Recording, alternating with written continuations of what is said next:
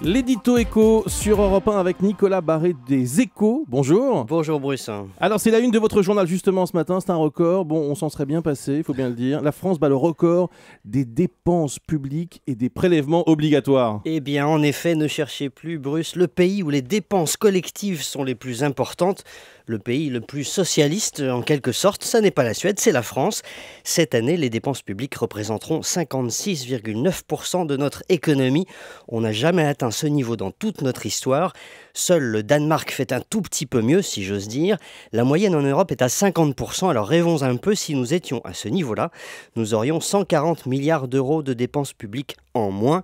Rendez-vous compte, c'est l'équivalent de la totalité des recettes de TVA. Alors le gouvernement veut-il vraiment réduire les dépenses publiques? On voit bien qu'il y a un débat sur la rigueur en ce moment.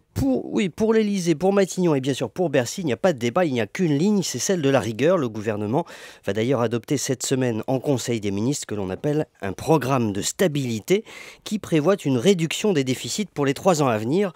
Or, ce programme nous engage auprès de Bruxelles et de nos voisins européens. Ce sont les nouvelles règles européennes. Elles sont draconiennes. Toute la question est de savoir comment on va réduire nos déficits. Jusqu'ici, on l'a fait en augmentant les impôts. François Hollande a dit qu'il n'y en aurait plus. Et ça, on peut le croire? Eh bien non, il y en aura. Il y aura une hausse de la TVA l'an prochain. Il y aura sans doute un coup de rabot sur les niches fiscales. Il y aura aussi plus de contrôles fiscaux. Mais les 2/3 de l'effort devront porter sur les dépenses. Or là, il n'y a pas de mystère. Les dépenses de l'État et des collectivités locales devraient être contenues, mais ça ne suffira pas. Il faudra s'attaquer au cœur de l'État-providence, autrement dit les dépenses sociales. Il faudra freiner les dépenses d'assurance maladie et puis surtout trouver des économies sur les retraites. C'est clair, sans une nouvelle réforme des retraites, et la gauche n'en a jamais fait, nos dépenses publiques ne baisseront pas.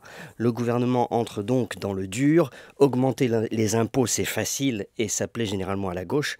Baisser les dépenses, ça plaît beaucoup moins et ce sera beaucoup plus difficile. On retient ce chiffre, c'est sans doute le chiffre du jour, 56,9% les dépenses publiques. Voilà ce qu'elles vont représenter dans notre économie cette année. Merci beaucoup Nicolas Barré.